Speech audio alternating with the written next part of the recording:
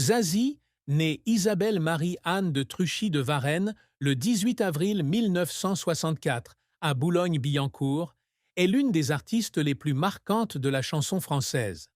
À 61 ans, elle a marqué le public avec des chansons comme Je suis un homme, À ma place et Speed, ainsi que par son écriture poétique et son interprétation captivante.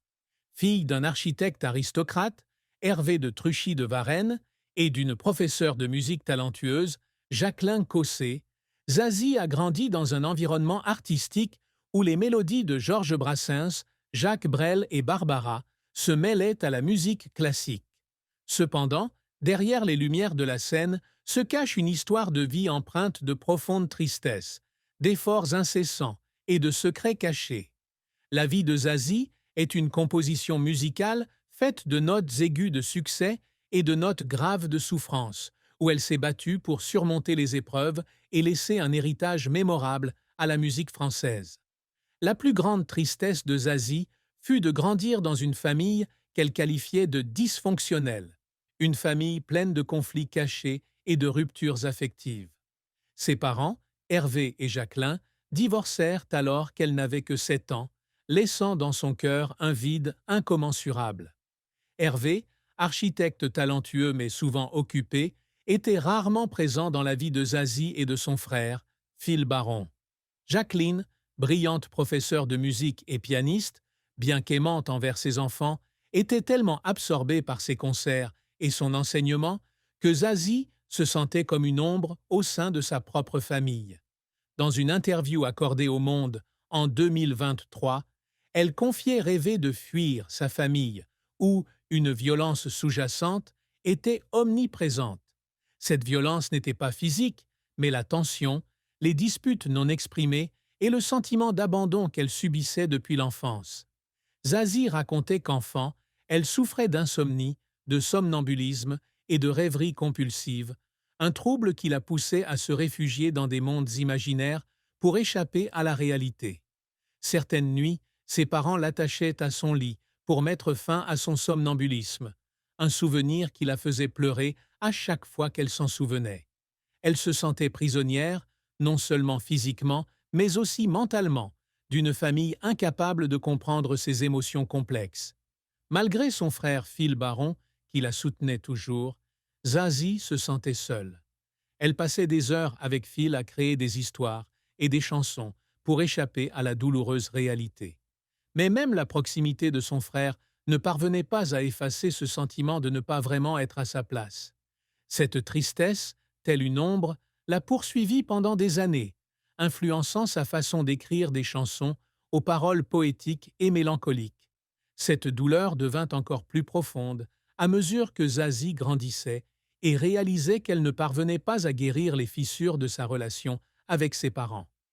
Hervé, avec sa personnalité joyeuse mais distante, ne comprenait jamais vraiment ses rêves. Jacqueline, tout en l'inspirant musicalement, a involontairement mis la pression sur Zazie pour qu'elle devienne une artiste parfaite. Un jour, après un concert raté dans un petit club parisien, Zazie est rentrée chez elle, s'est assise seule dans sa chambre et a pleuré, sentant qu'elle avait déçu sa mère, qui avait toujours espéré qu'elle deviendrait une star. Cette tristesse n'était pas seulement une perte émotionnelle, mais aussi le sentiment qu'elle devait trouver sa propre voie, sans le soutien ni le réconfort de sa famille. Les souvenirs de ces nuits solitaires où elle s'asseyait pour écrire ses premières chansons afin d'apaiser son cœur sont restés des cicatrices qu'elle a portées toute sa vie. La carrière de Zazie a été longue, ponctuée de grands succès, mais aussi d'échecs et de moments douloureux. Elle a fait ses débuts dans l'industrie musicale en 1990, après avoir passé 10 ans à poser pour de grandes marques comme Yves Saint-Laurent et Karl Lagerfeld. Avec près d'1,55 m et une beauté classique, Zazie a conquis les podiums, mais son cœur a toujours été tourné vers la musique. En 1991, elle signe chez Phonogram et, en 1992, sort son premier album, Je, tu, il, enregistré au studio de Peter Gabriel. Si l'album ne connaît pas un immense succès, il pose les bases de son style musical unique, mêlant pop, rock et paroles poétiques. Son deuxième album, Zen, sorti en 1995, est une révélation, se vendant à plus de 500 000 exemplaires et faisant de Zazie l'une des artistes françaises les plus en vue. Des chansons comme Larsen et Home Sweet Home ont conquis le public grâce à leurs mélodies entraînantes et leurs paroles profondes. Les années 2000 marquent l'apogée de la carrière de Zazie.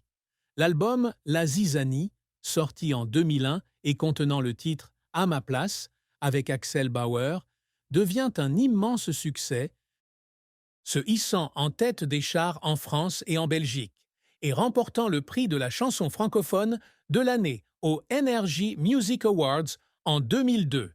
L'album Totem, sorti en 2007, est nommé aux Victoires de la musique, avec le titre très populaire J'étais là. Zazie continue de démontrer son talent avec des albums comme Cyclo, 12-13 et Essentiel, 12-18, où elle expérimente des sonorités électroniques et des thèmes plus profonds sur l'environnement et l'humanité. Elle est également connue pour avoir écrit pour d'autres artistes, tels que Johnny Hallyday, Isabelle Boulay et Calogero, dont des chansons comme Allumer le feu sont devenues des classiques.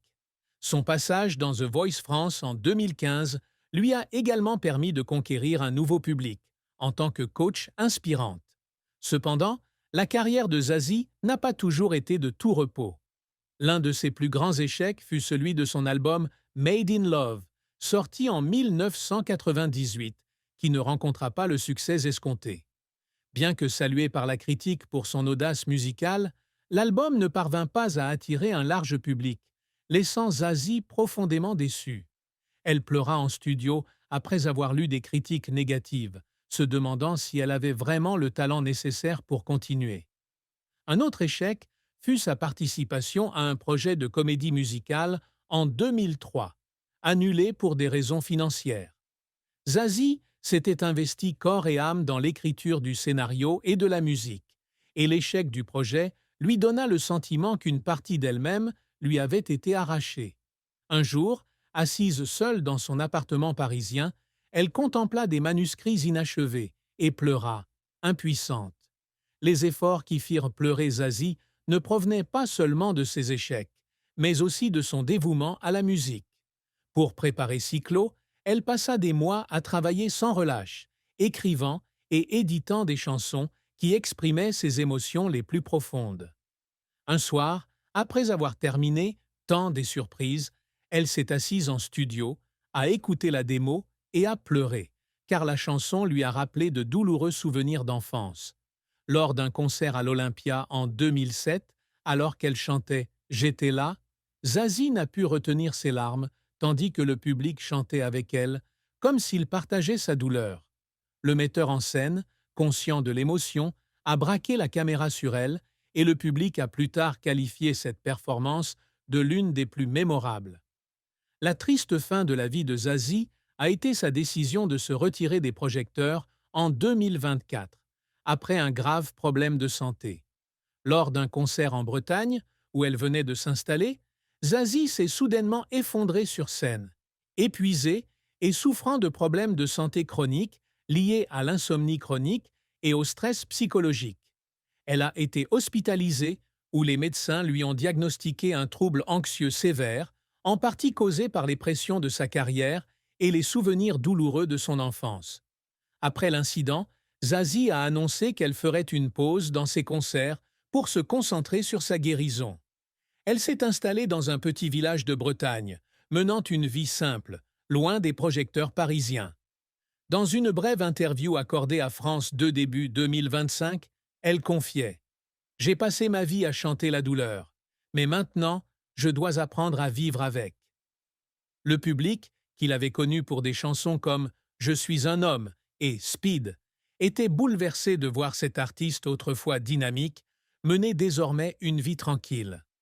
L'amour et le mariage de Zazie furent empreints d'émotions, ponctués de moments doux et d'une profonde tristesse. Elle préservait sa vie privée, mais le public savait qu'elle entretenait une relation durable avec le musicien Fabien Cahen au début des années 2000. Ils se sont rencontrés lors d'un projet musical et leur amour s'est rapidement épanoui, donnant naissance à leur fille unique, Lola, née en 2002.